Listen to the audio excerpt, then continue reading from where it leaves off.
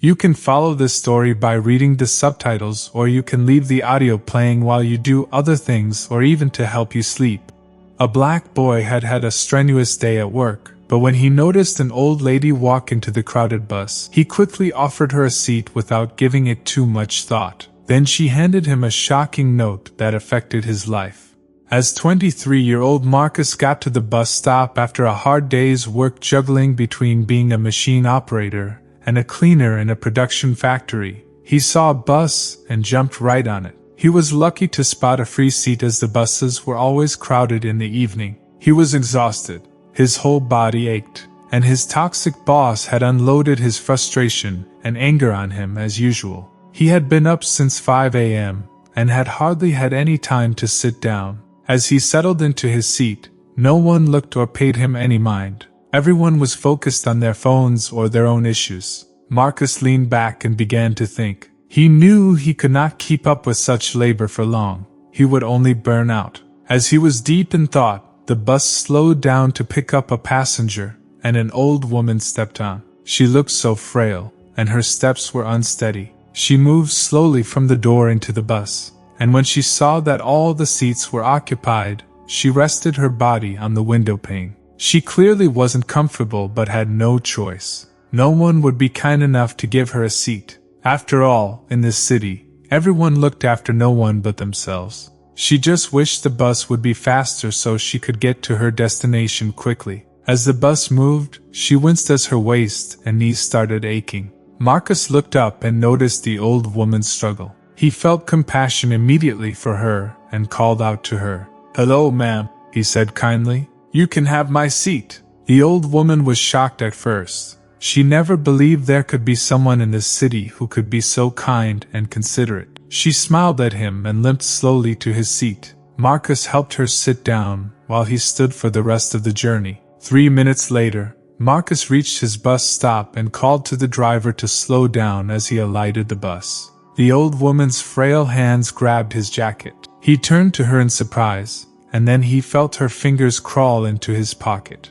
She put a note in his pocket, and there was no time to inquire what the note was about as the other passengers were already pushing him. Marcus stepped off the bus, and immediately it zoomed off. It all felt surreal. Why would she put a note in his pocket? Maybe it was a thank you note, he thought. Marcus put his hand in his pocket and pulled out the note. What he saw scribbled on the note made his mouth hang open. Written on one side of the note was a street address, and the other part was 5 numbers written like a code. Together it read, Number 5 Queen's Spark Code 88687. This sure was confusing for Marcus. He tried to understand, but it didn't make any sense. What was this? After thinking for some time, he folded the paper up, put it in his pocket, and headed home. He really needed his rest more than anything else. Once home, Marcus took a quick bath and tried to rest, but try as he did, he couldn't bring himself to sleep.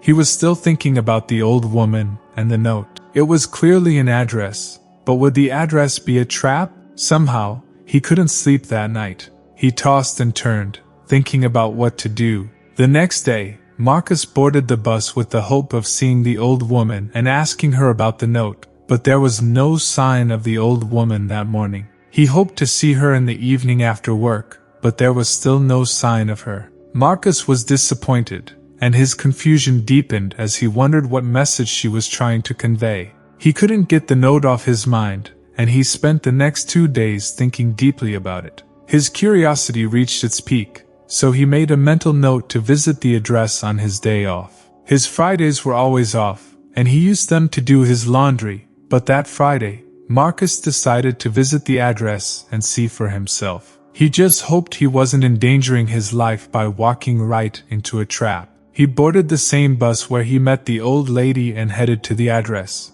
It took 35 minutes before the bus reached the destination.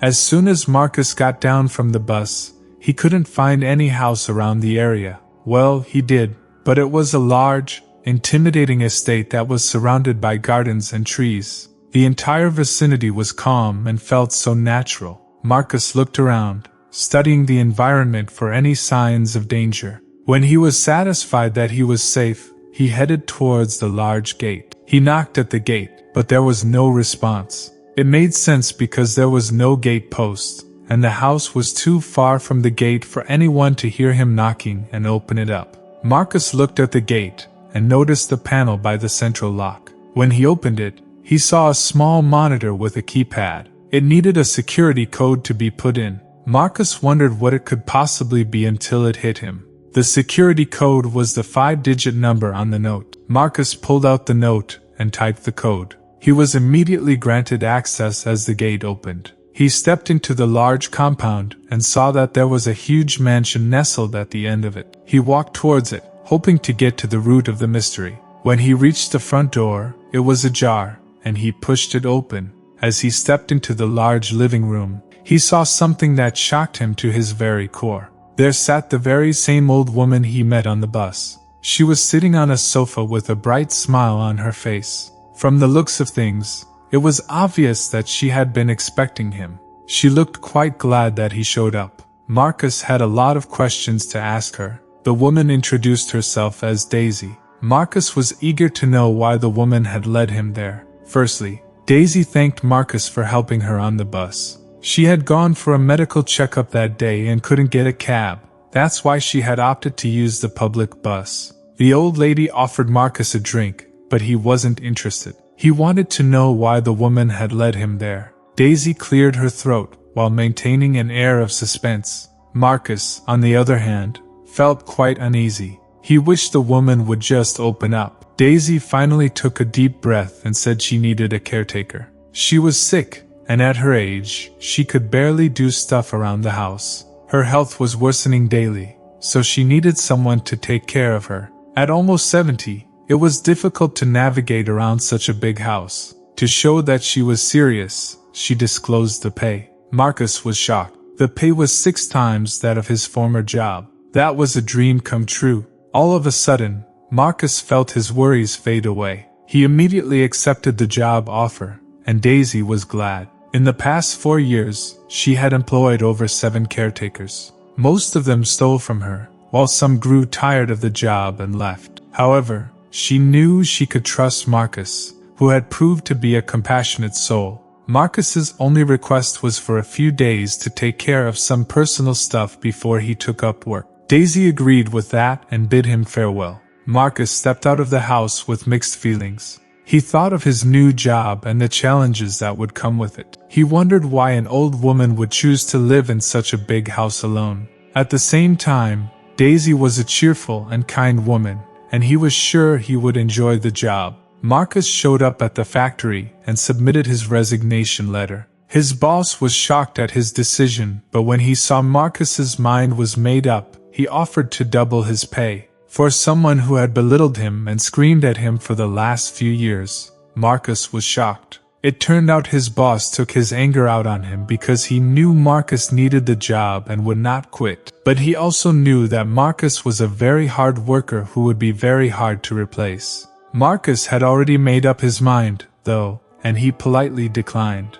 After 2 days, Marcus started work at Daisy's house. His job wasn't tasking. All he had to do was make Daisy breakfast and ensure she took her medication. He also readied her bath water, did the laundry, and cleaned around the house. After working for the day, he would grab a drink and watch his favorite show on television. By then, Daisy would be asleep for hours. When she woke up, they would often sit down and talk. Daisy was a storyteller, and she entertained Marcus with tales of the past. Marcus loved to listen to her because of her profound wisdom. They would speak for hours, and then he would make dinner for her. He ensured that everything was in order before he decided he was done for the day. Marcus grew a strong emotional attachment to Daisy, and her home became like his second home. He began to view taking care of Daisy not as his job but as a responsibility. Daisy loved Scotch eggs, and he would make them every morning for her.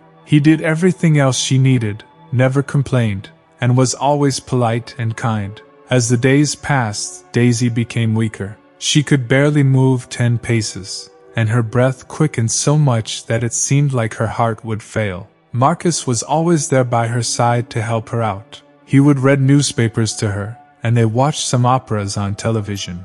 One early morning, as he stepped into the sitting room with a couple of pastries he had bought for Daisy's surprise. He saw something shocking. Daisy was struggling to breathe, and it was a very scary thing to see. In deep panic, he grabbed the phone and dialed emergency services. After 15 minutes, an ambulance arrived, and they rushed Daisy to the hospital. She was placed on 4 fluids, and the doctors recommended some drugs for her. Marcus was glad that he had come earlier that morning. What a stroke of luck. He was fidgeting as he stood by Daisy's side. He held her hand and prayed for her survival. 20 minutes later, Daisy woke up. She looked up to Marcus and smiled, thanking him for being there for her. Marcus just claimed that he was doing his job, but he knew it was more than that. Daisy was discharged that evening, and they took a cab home. When they arrived, Marcus prepared scrambled eggs and served her. When she was done with her meal, he led her to her room and watched her snuggle into her thick duvet. It was late, and Daisy bid him good night, but Marcus didn't make plans to leave. The morning incident still traumatized him because he knew if he had come just 20 minutes later, Daisy would have passed on. So he didn't want to leave anything to chance any longer. There were 3 spare bedrooms, and he planned to sleep in one of them. Daisy thanked him again for everything, but she reminded him that it was late and he needed to go back home.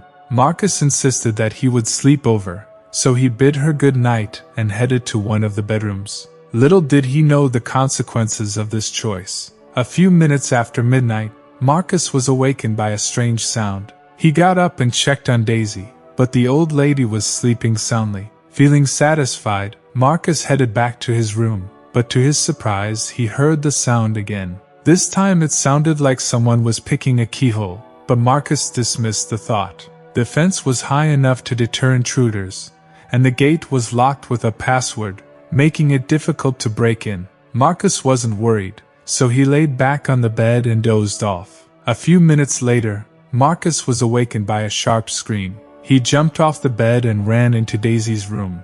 There, he saw a truly shocking scene. There was a masked man with a gun pointed at Daisy, demanding her money and jewelry. Marcus's first thought was that Daisy was too fragile to deal with this kind of trauma, and he quickly sprang into action. As someone who had grown up doing monotonous, laborious jobs, his reflexes were sharp and precise. Marcus quickly disarmed the intruder, and the weapon fell to the ground. The intruder was extremely shocked at Marcus's presence, as he knew the old woman stayed alone. He never even saw Marcus until he kicked the weapon out of his hand. He knew he needed to beat Marcus to escape. They engaged in a scuffle, and Marcus didn't give the intruder any breathing space. Marcus was a better fighter, and he knocked the intruder to the floor. However, the man wasn't ready to give up. As Daisy dialed 911, the intruder tried to make good on his escape. He pulled out a small knife, and before Marcus could react, he buried the blade into Marcus's stomach and jumped out through the window.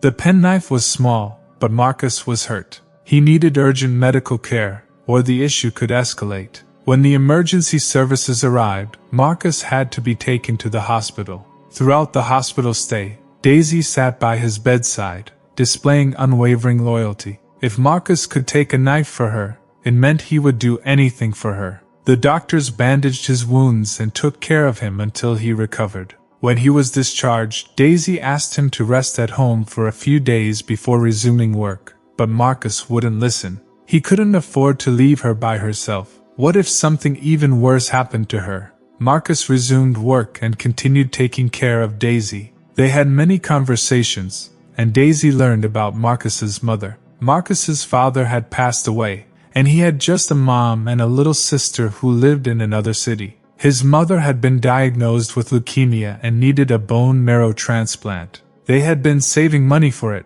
but it wasn't enough. When Daisy heard this, she assured him that everything would be fine. He was young and had a promising future, so he shouldn't be worried. In the following month, Daisy's health deteriorated to the point that she wasn't even responding to medications anymore. Marcus called the ambulance, and Daisy was admitted to the hospital. The doctors tried all they could, but her cells kept dying. Even when the doctors saw the case as hopeless, Marcus didn't. He was a staunch believer in miracles. He couldn't afford to lose Daisy as they had built an unbreakable bond. He begged her to fight for her life, and he kept holding her hands, urging her to stay strong. As Daisy lay on the hospital bed, too weak to move her body, she reflected on her life with deep gratitude. Marcus was one of the best people to exist in her life in recent years. She was glad that the universe gave her this gift during her last moments. As dusk approached, she again told Marcus to go home, but he refused. Daisy wanted him to return to his own mother, but Marcus did not budge. His mom would be fine, but he needed to keep watch on her. Marcus stayed with her all night, listening to her voice, which by now was barely above a whisper. She kept thanking Marcus for everything until she fell silent a few hours before dawn. At that same time, the monitor stopped beeping. Marcus screamed as he didn't want to believe what was happening. When the doctor stepped in, he begged him to resuscitate Daisy, but the doctor merely confirmed her passing at 4:20. While her body was prepared for burial, Marcus couldn't believe what happened. He fell into about a shock and remained still for a few moments. His benefactor had died. Worse, his friend had died. He had come to love Daisy so much that her passing hit him like a ton of bricks. She was like the grandmother he never had. His heartbeat increased, and he almost had a heart failure. Tears started flowing from his eyes as he trembled in grief. He cried so hard that his eyes were sore and his voice was lost. Marcus returned home and couldn't sleep. He kept wishing life wasn't cruel. It was very hard to move on, but he had to. He spent over 3 days indoors, and his mom, who heard the news, came to see him to comfort her son. A week later, Daisy was buried in a cemetery. Marcus stared at the tombstone for the last time. "You will always be in my heart," Marcus said softly. He returned home and made plans to find a new job. A few weeks later, he heard a knock on his door. 3 men were standing outside his house, clad in expensive suits. Marcus was confused and slightly wary. One of them stepped forward and introduced himself as Daisy's attorney. He then said the most shocking thing that Marcus had ever heard. Daisy had willed all her estates and business investments to Marcus. Marcus was in deep shock and waved it off as a joke. The attorney handed a document to him, and Marcus went through the pages. As he did, his mouth hung open in shock. Daisy was a millionaire with shares in top companies. She had single-handedly grown her business to wealth back when she was just 30 years old. She was very wealthy and had started buying estates. She channeled all her energy into business and never got married. When she was 40, she started a foundation for kids and also had a few charity homes on her payroll. A few weeks ago, after Marcus saved her life from the intruder, she informed her attorney to pass her wealth down to Marcus when she died. Marcus was now a millionaire. Marcus was touched and honored to be blessed by Daisy just because he took care of her. Well, now that Marcus was a millionaire, he could afford his mom's surgery. Marcus truly wouldn't have received such a massive reward if he hadn't offered to help some months ago. His kindness and compassion had earned him a lifetime of riches. Have you ever given up your seat for someone in need? Share your stories in the comments. Don't forget to like this video, share it to your friends and family, and subscribe for more. Thank you for watching and see you in our next story. Bye bye.